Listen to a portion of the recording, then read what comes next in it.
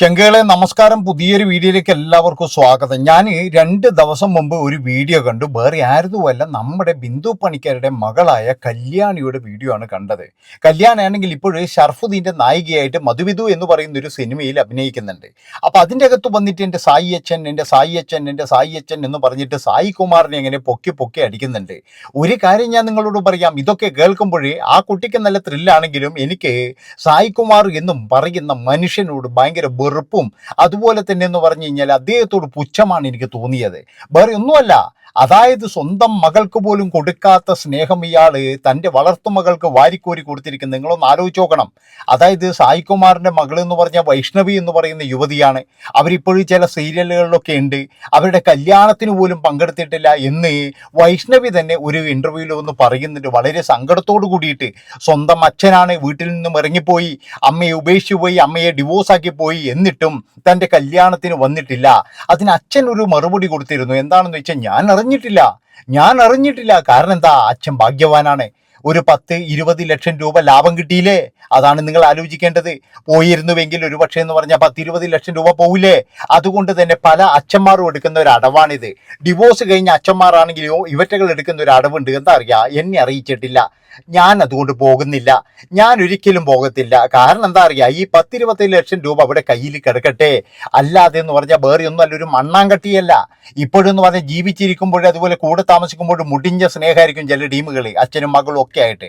പിന്നീട് എന്ന് പറഞ്ഞു കഴിഞ്ഞാൽ തെറ്റിക്കഴിഞ്ഞാൽ അമ്മയുടെ ഭാഗത്താണ് മകള്, അതുപോലെ തന്നെ മകൾക്ക് എന്നോട് സ്നേഹമില്ല, മകൾ അങ്ങനെയാണ് ഇങ്ങനെയാണെന്ന് കേട്ടോ പുച്ഛമാണ് എനിക്ക് തോന്നുന്നത്. അതുകൊണ്ട് തന്നെ ഡിവോഴ്സ് ആക്കുന്നവരോട് എനിക്ക് പറയാനുള്ളത്, നിങ്ങൾ ഏതെങ്കിലും കാരണത്താൽ ഡിവോഴ്സ് ആക്കുന്നുണ്ടെങ്കിൽ നിങ്ങളൊരു കാര്യം ചെയ്യണം. നിങ്ങളുടെ മക്കൾ നിങ്ങളുടെ ശത്രുക്കളല്ല. അവർക്ക് വേണ്ട സാധനങ്ങളും അതുപോലെ എല്ലാം നിങ്ങൾ വാങ്ങിച്ചു കൊടുക്കണം. അവരിനിപ്പോഴെന്ന് പറഞ്ഞാൽ അമ്മ കല്യാണം കഴിച്ച 2ാം കല്യാണം വീട്ടിലാണെങ്കിൽ തന്നെ ഇരിക്കട്ടെ, അവർക്ക് എന്ത് വേണമെങ്കിലും നിങ്ങൾ വാങ്ങിച്ചു കൊടുക്കണം. അതാണ് വേണ്ടത്, നിങ്ങളുടെ ഉത്തരവാദിത്വം അതാണ്. അല്ലാതെ ചില അച്ഛന്മാർ സായി കുമാർ എന്ന് പറഞ്ഞ 20 ലക്ഷം രൂപ ലാഭം കിട്ടി. കാരണം എന്താ, അതിന് കുറച്ച് സ്വർണം കൊടുക്കണം. അതുമാത്രവുമല്ല, സിനിമാക്കാരെ എല്ലാം വിളിക്കണം. സിനിമാക്കാരെ വിളിക്കുമ്പോൾ വലിയ ഓഡിറ്റോറിയം വേണം. ഇതൊന്നും സായി കുമാർ എന്ന് പറയുന്ന നടനെ വഹിക്കാൻ കഴിയില്ല. അതുകൊണ്ട് സായികുമാർ പറഞ്ഞത് എന്നെ വിളിച്ചിട്ടില്ല എന്നാണ്. അങ്ങനെ ആ ഒരു കുട്ടിക്ക് എന്ന് പറഞ്ഞ സ്നേഹം കാര്യമായിട്ട് കിട്ടിയിട്ടില്ല. കാരണം എന്താണെന്ന് വെച്ച് കഴിഞ്ഞാൽ സായികുമാറിൻ്റെ വിവാഹം കഴിയുന്നത് വളരെ ചെറുപ്പകാലത്ത് തന്നെയാണ്. അന്ന് സായികുമാർ എന്ന് പറയുന്ന ഒരു വ്യക്തി വെറും നാടക നടൻ മാത്രമായിരുന്നു. അതിനുശേഷം വിവാഹത്തിന് ശേഷമാണ് ഇദ്ദേഹത്തിന് വച്ചടി കയറ്റം കിട്ടിയത്. അതുമാത്രവുമല്ല, പിന്നീട് അങ്ങോട്ടെന്ന് പറഞ്ഞ ഒരുപാട് സിനിമകൾ കിട്ടി. ഇദ്ദേഹത്തിൻ്റെ ദുഃഖങ്ങളിൽ മുഴുവൻ എന്ന് പറഞ്ഞു കഴിഞ്ഞാൽ ആദ്യഭാര്യ ഉണ്ടായിരുന്നേ. അതായത് കഷ്ടപ്പാടുകളിൽ മുഴുവൻ എന്ന് പറഞ്ഞു കഴിഞ്ഞാൽ ആദ്യഭാര്യയാണ്. എല്ലാ കഷ്ടപ്പാടുകളും അഡ്ജസ്റ്റ്മെൻറ്റും തോന്നിയവാസങ്ങളും കാര്യങ്ങളും എല്ലാം സഹിക്കാൻ വേണ്ടിയിട്ട് ആ പ്രസന്ന എന്ന് പറയുന്ന പാപം ആ സ്ത്രീ മാത്രമേ ഉണ്ടായിരുന്നുള്ളൂ. പക്ഷേങ്കിൽ ഇദ്ദേഹത്തിൻ്റെ നല്ല കാലം വന്നപ്പോൾ ബിന്ദു പണിക്കരുടെ കൂടിയായി. പിന്നീട് ബിന്ദു പണിക്കരെ കല്യാണം കഴിക്കുന്നു. അതുപോലെ തന്നെ ബിന്ദു പണിക്കരുടെ ഭർത്താവാണെങ്കിൽ ബിജു നായർ എന്ന് പറയുന്നൊരു വ്യക്തിയാണ്, ഷാജി കൈലാസിൻ്റെ അസോസിയേറ്റാണ്. അദ്ദേഹത്തിന് കുറച്ച് മദ്യപാനവും കാര്യങ്ങളൊക്കെ ഉണ്ടായിരുന്നു. അങ്ങനെ ഫിക്സ് വന്നിട്ടാണ് മരിച്ചത് എന്നാണ് ബിന്ദു പണിക്കർ പറയുന്നത്. അന്നത്തെ കാലത്ത് ഞാനൊക്കെ കേട്ടത് ബിജു നായർ അറ്റാക്ക് വന്ന് മരിച്ചു എന്നാണ്. നമുക്കറിയില്ല ഇനി എന്തൊക്കെ ആയി കഴിഞ്ഞാലും ആ മനുഷ്യൻ ഇപ്പോഴും ജീവിച്ചിരിപ്പില്ല. ഇനി ആയിക്കോട്ടെ, 2ാമത്തെ കല്യാണം കഴിച്ചാൽ ആ മകൾക്ക് നിങ്ങൾ സ്നേഹം കൊടുക്കണ്ടെന്നൊന്നും പറയുന്നില്ല. പക്ഷേ ഇത്രമാത്രം ആ മകൾ നിങ്ങളെ സ്നേഹിക്കുന്നുണ്ടെങ്കിൽ നിങ്ങൾ ആദ്യത്തെ മകളുടെ ദുഃഖം നിങ്ങളൊന്ന് ആലോചിച്ച് നോക്ക്. ആദ്യത്തെ മകളായ വൈഷ്ണവി എന്ന് പറയുന്ന യുവതി എന്തോരം ദുഃഖങ്ങൾ അനുഭവിച്ചിട്ടുണ്ടാകും. അതുമാത്രവുമല്ല, ഇതൊക്കെ എന്ന് പറഞ്ഞാൽ വൈഷ്ണവി കാണുമ്പോൾ അവർക്കുള്ള ദുഃഖങ്ങൾ എന്തൊക്കെയായിരിക്കും. തനിക്ക് വേണ്ട സ്നേഹം തനിക്ക് കിട്ടാത്ത സ്നേഹമല്ലേ ആ കുട്ടി അനുഭവിക്കുന്നത്. ഇനി എന്തൊക്കെ പറഞ്ഞു കഴിഞ്ഞാലും താങ്കൾ ഒരു അച്ഛനല്ലേ മിസ്റ്റർ സായികുമാറെ? അതുകൊണ്ട് ചോദിക്കുകയാണ്, വല്ലപ്പോഴും അതിനെ കാണാനും അതിൻ്റെ കാര്യങ്ങളിൽ ഇടപെടാനൊക്കെ പോയിരുന്നുവെങ്കിൽ സായികുമാറെ ഞാൻ നിങ്ങളെ സല്യൂട്ട് ചെയ്തേനെ. പക്ഷെ നിങ്ങൾ കൃത്യമായിട്ട് പറഞ്ഞു കഴിഞ്ഞാൽ നിങ്ങൾ സിനിമയിൽ കാണുന്നത് പോലെ തന്നെ ഒരു കുറുക്ക് വിദ്യക്കാരൻ തന്നെയാണ് നിങ്ങൾ.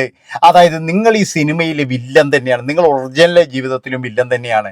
അതായത് നിങ്ങളൊരു കുറുക്ക് ശീലക്കാരൻ തന്നെയാണ്. എന്താ വെച്ചാൽ നിങ്ങൾക്ക് കൃത്യമായിട്ടറിയാം, വൈഷ്ണവിയുടെ കല്യാണത്തിന് പോയി കഴിഞ്ഞാൽ വലിയ ഓഡിറ്റോറിയം വേണം, പൈസ പൊട്ടുന്നു മറിഞ്ഞുകൊണ്ട് മാത്രം.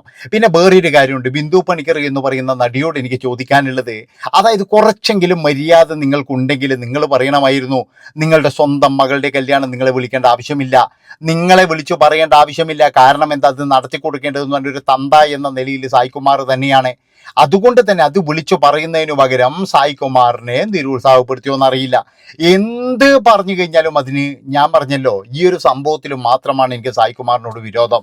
കാരണം സ്വന്തം മകൾ ഇത്രമാത്രം കഷ്ടപ്പെടുമ്പോഴേ പിന്നെ നിങ്ങളൊരു കാര്യം ആലോചിച്ച് നോക്കണം. അങ്ങനെ ഇദ്ദേഹത്തിൻ്റെ ആ ദുഃഖങ്ങളിൽ മുഴുവൻ എന്ന് പറഞ്ഞാൽ കൂടെ നിന്ന പ്രസന്ന ഇദ്ദേഹത്തിന് കുറച്ച് സമ്പാദ്യവും കാര്യങ്ങളൊക്കെ ആയപ്പോഴാണ് ഇദ്ദേഹം അവിടെ നിന്നും വിട്ടുപോയത്.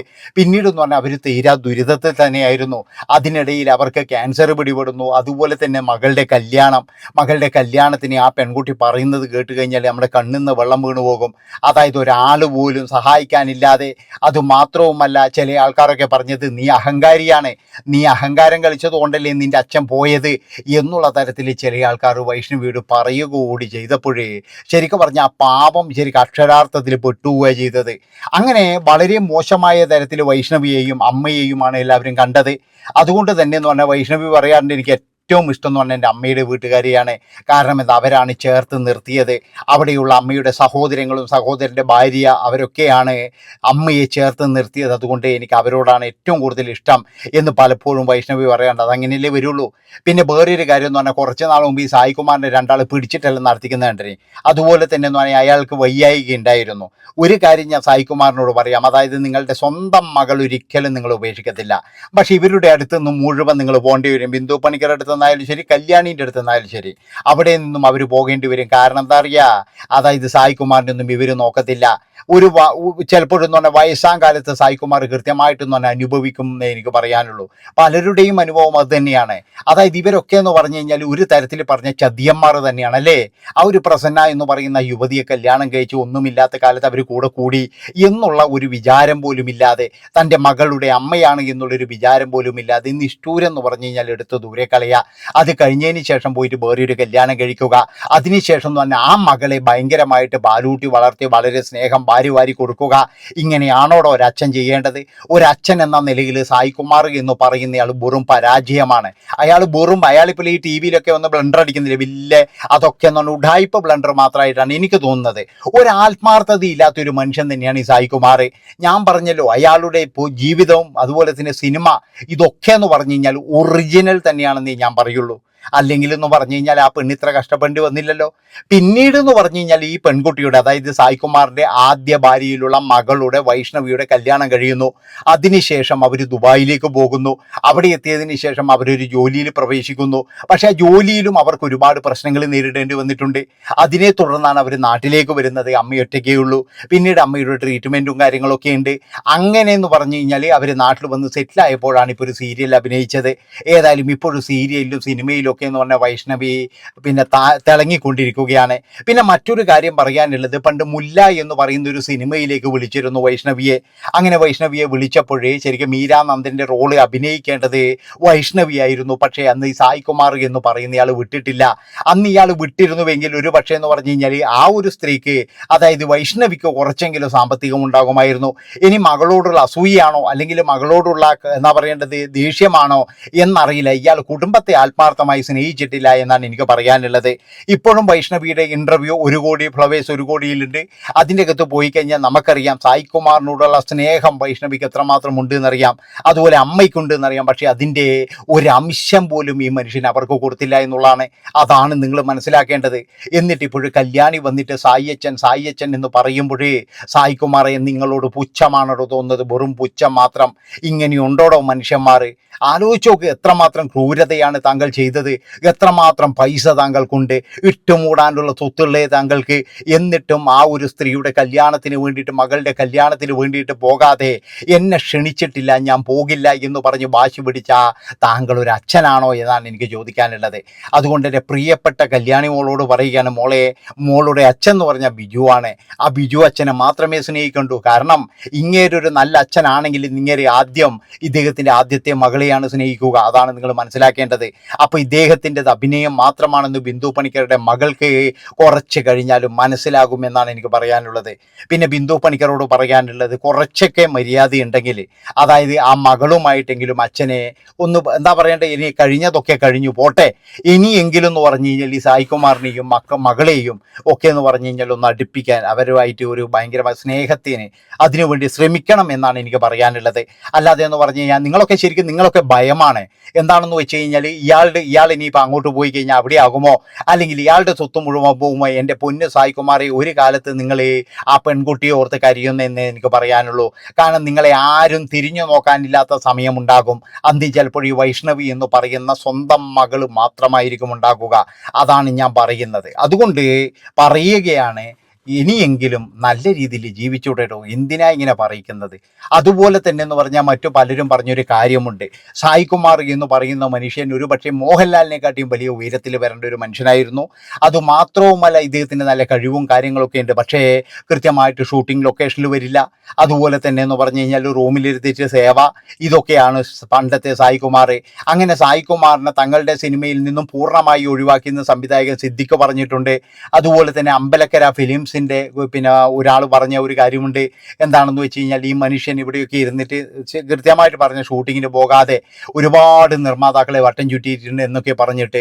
അപ്പം അങ്ങനെയുള്ള കാലഘട്ടത്തിലൊക്കെ എന്ന് പറഞ്ഞാൽ ഈ പ്രസന്ന എന്ന് പറയുന്ന യുവതി അനുഭവിച്ച വേദന അന്ന് അവർ നല്ല രീതിയിൽ അനുഭവിച്ചു. പിന്നീട് ഇദ്ദേഹത്തിന് നല്ല കാലം വന്നപ്പോഴേ അവരെ ചവിട്ടി ദൂരെ എറിഞ്ഞ് ബിന്ദു പണിക്കർ എന്ന് പറയുന്ന ഒരു സ്ത്രീയുടെ കൂടെ പോകുന്നു. വളരെ മോശമല്ലേ സായികുമാറെ കാണിച്ചിരിക്കുന്നത്? അതുപോലെ ബിന്ദു പണിക്കറോട് എനിക്ക് പറയാനുള്ളത്, നിങ്ങൾ രണ്ടാമത്തെ കല്യാണം കഴിക്കുന്ന ഒന്നും ഒരു കുഴപ്പവുമില്ല. പക്ഷെ നിങ്ങൾ സായികുമാറിനെ പറഞ്ഞ് മനസ്സിലാക്കണമായിരുന്നു. നിങ്ങളൊക്കെ സിനിമാ കുടുംബമല്ലേ, നിങ്ങൾ പറഞ്ഞ് മനസ്സിലാക്കണമായിരുന്നു, പൊന്നു സായികുമാറെ, എന്നെ നിങ്ങൾ കല്യാണം കഴിക്കേണ്ട, എനിക്കത് ഇഷ്ടമല്ല എന്ന് കൃത്യമായിട്ട് നിങ്ങൾ പറയണമായിരുന്നു. നിങ്ങൾക്ക് വേണമെങ്കിൽ എന്ന് പറഞ്ഞാൽ ആരെ വേണമെങ്കിലും കല്യാണം കഴിക്കാം. പക്ഷേ ഒരു സ്ത്രീയെ കളഞ്ഞിട്ട് വരണമെങ്കിൽ എന്ന് പറഞ്ഞാൽ അയാൾ നിങ്ങളോടുള്ള ഇഷ്ടം കൊണ്ടാണെന്നാണ് എനിക്ക് പറയാനുള്ളത്. അല്ലാതെ എന്ന് പറഞ്ഞു കഴിഞ്ഞാൽ ഇതൊക്കെ മനസ്സിൽ വെച്ചിട്ടായിരിക്കുമല്ലോ ഡിവോഴ്സിന്. ഇപ്പം പല പുരുഷന്മാരെന്ന് പറഞ്ഞാൽ ഡിവോഴ്സിന് അപ്ലൈ ചെയ്യുന്ന എന്തുകൊണ്ടാ? ഏതെങ്കിലും ഒരു പെണ്ണിനോട് ഇഷ്ടമുണ്ടാകും, ഏതെങ്കിലും ഒരു പെണ്ണിനെ കണ്ടിട്ടുണ്ടാകും. പിന്നെ അന്നേരം പറയും, പിന്നെ പോടോ ഓർന്ന്, ഇവിടെ വീട്ടിൽ മുഴുവൻ പ്രശ്നങ്ങൾ. ഈ പ്രശ്നങ്ങൾ എങ്ങനെയാണ് വരുന്നത്? പ്രധാനപ്പെട്ട പ്രശ്നങ്ങൾ എന്ന് പറഞ്ഞു കഴിഞ്ഞാൽ ഇത് തന്നെയാണ്. പലപ്പോഴും എന്ന് പറഞ്ഞാൽ പല കുടുംബങ്ങളിലും സംഭവിക്കുന്നതെന്ന് പറഞ്ഞാൽ മൂന്നാമതൊരാൾ കയറി വരുമ്പോഴാണ്. അതുകൊണ്ടാണ് പറയുന്നത്, ഇനി ആരായി കഴിഞ്ഞാലും ശരി, നിങ്ങൾ വളരെ സൂക്ഷ്മതയോട് കൂടിയിട്ട് നിങ്ങളുടെ ജീവിതം കൊണ്ടുപോകണം എന്നാണ് എനിക്ക് പറയാനുള്ളത്. അതുകൊണ്ട് കല്യാണിക്കുട്ടിയോട് എനിക്ക് പറയാനുള്ളത്, എല്ലാവിധ ആശംസകളും ഉണ്ട്. പക്ഷെ സായി അച്ഛനെ പുകഴ്ത്തി പറഞ്ഞു കഴിഞ്ഞാൽ മോളെ ഉള്ള ചാൻസ് കൂടി നഷ്ടപ്പെടും. നന്ദി, നമസ്കാരം.